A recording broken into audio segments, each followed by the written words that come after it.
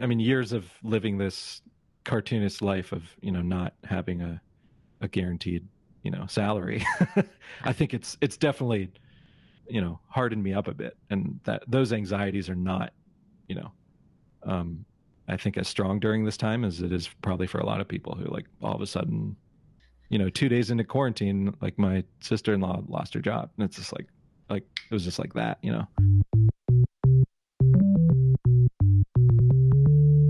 Chuck Forsman is a Massachusetts-based cartoonist and the author of The End of the Fucking World and I Am Not Okay With This. Those books come out of just my experience as a teenager.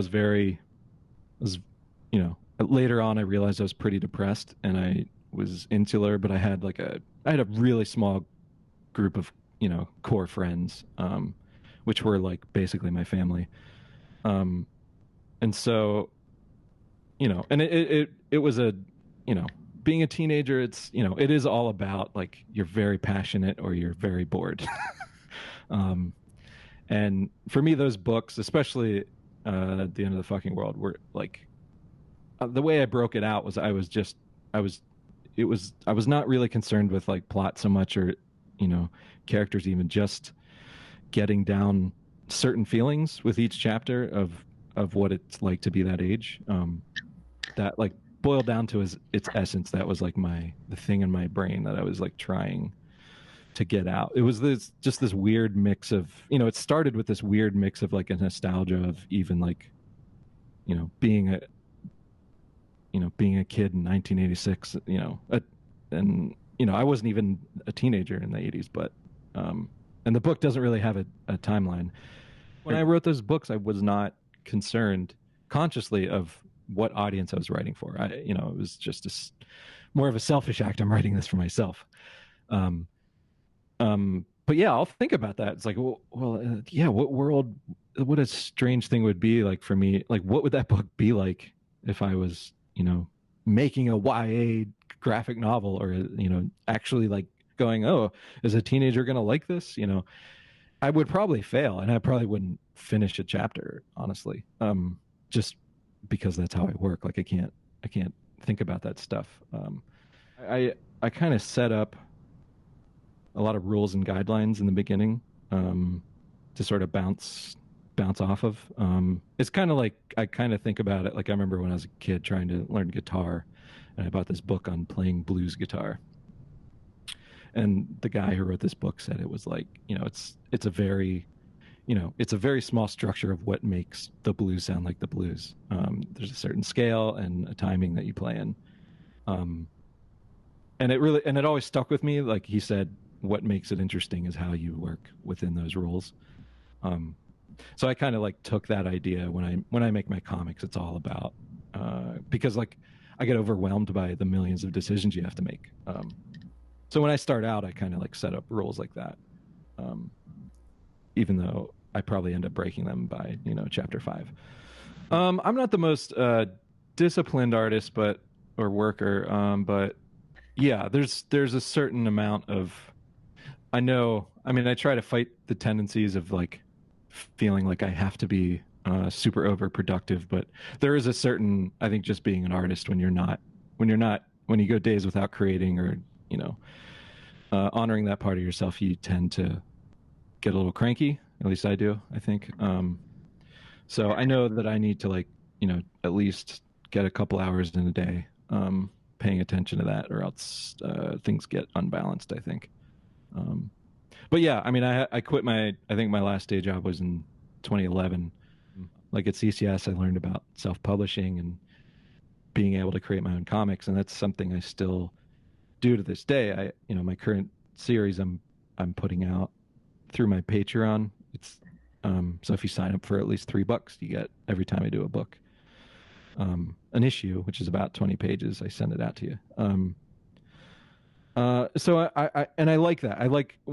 I started serializing with The End of the Fucking World, I think, and I realized that I enjoyed that connection, even though like I'm the kind of person who would tend to holding up for years and not talking to anybody.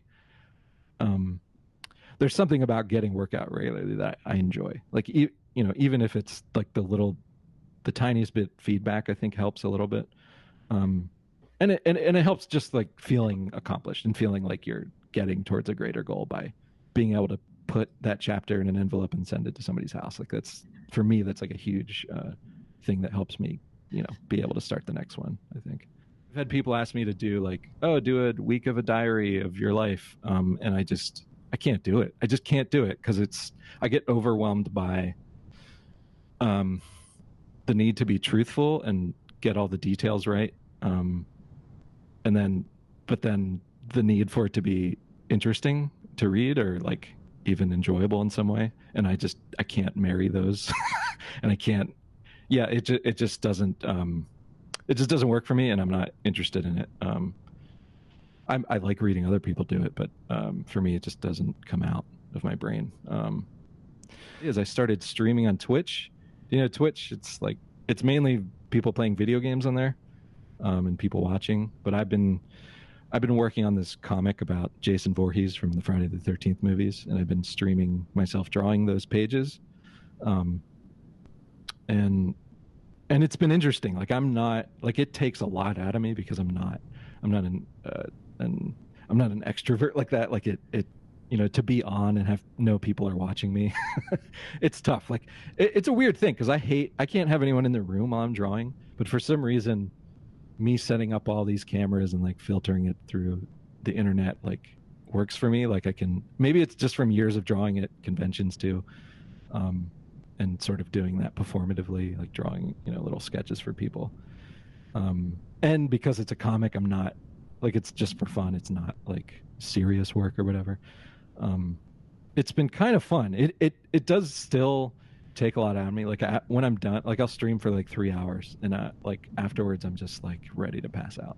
And that's nothing. I mean, most people, the people I watch in there stream for like 10 hours a day. Like I don't know how they can do that and like be okay. Once the quarantine started, of course, like everyone, I saw all these, people using technology to stay connected with their families and stuff. And it was something in the back of my head I always wanted to do. And I had just gotten this new computer that I'm on, and I like to tinker with technology every once in a while. And I was planning on recording a podcast anyway. So I started to get like all this equipment started to come my way, and I found a way to set up 2 cameras, to like film my, the art I was working on and my face at the same time. And it was always, and like I would go on, and part of it is just I wanted to see more people like me on Twitch because I'll go on there searching the art section, and it's always like, I mean, it's always like people doing like anime fan art, very like video game focused stuff. So I'm hoping me being up there will encourage maybe some of my peers and more like weirdo artists to get up there, because I think it would be cool to see a more varied selection on there. Yeah, but I think definitely if and when quarantine ends, I'm going to pull back on my streaming schedule because it takes over my brain. Like I think about it all the time. Like the day I'm streaming, it's very hard for me to do anything else leading up to that. It feels like I have like a very important appointment, but it's cool. I mean, it's like, it's a small viewership, but there's people on there that show up every single time and they're telling me about their day, and I tell them about my day. It's cool. It's cool. Yeah. I mean, I don't talk for a long time. Like I'll just be working on my drawing, but yeah, it's fun. And I play music while I do it. It's also fulfilling my radio DJ dreams.